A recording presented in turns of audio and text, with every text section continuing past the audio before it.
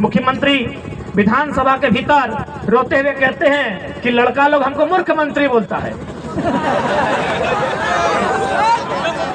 Budget सत्र का अंतिम दिन मुख्यमंत्री वही जो उनका सेंटीमेंट होता है कि हम आदिवासी का बेटा हैं, जिस प्रकार आंसू बहाना जानते हैं, मगरमच्छ का आंसू, वो बहाते हुए बोलते हैं कि लोग हमको मूर्ख मंत्री बोलता है।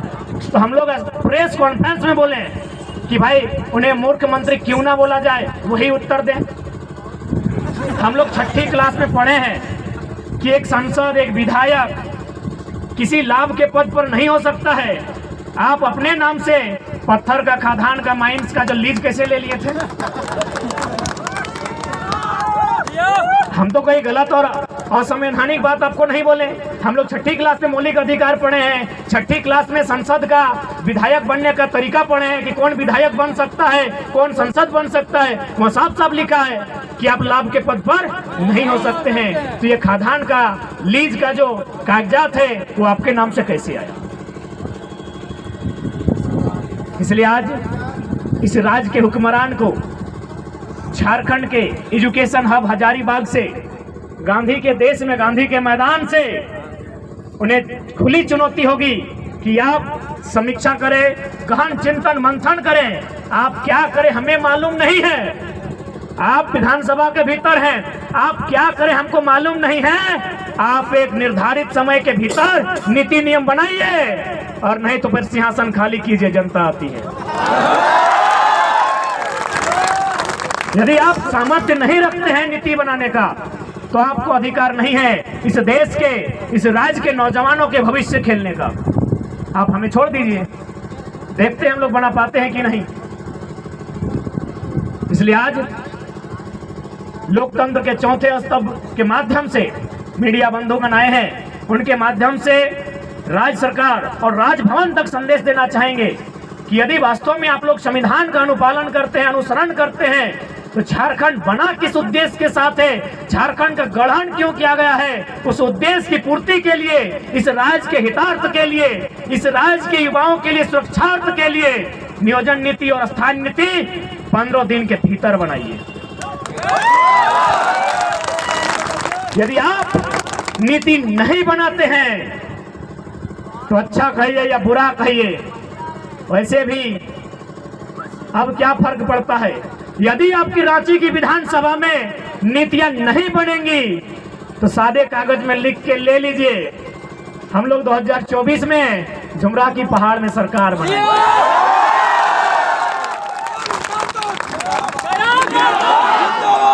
और यदि पढ़ने वाले छात्र हताशा में, निराशा में अगर इस तरह का रास्ता अगर चुन लेते हैं, तो इसकी जवाबदेही राज्य सरकार पर हो।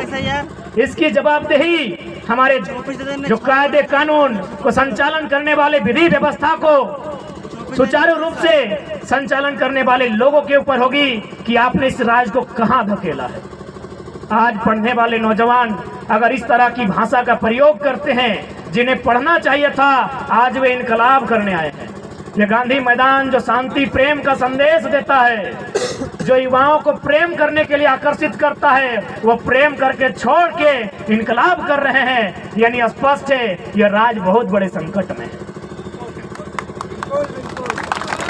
इस संकट का निवारण आज हमें और आपको करना होगा। यदि आज हम लोग इस संकट का निवारण नहीं करते हैं तो आने वाले दिनों में इस राज्य में ऐसी ऐसी पॉलिसियां बनेंगी जिस राज्य से हमें बाहर कर दिया जाएगा।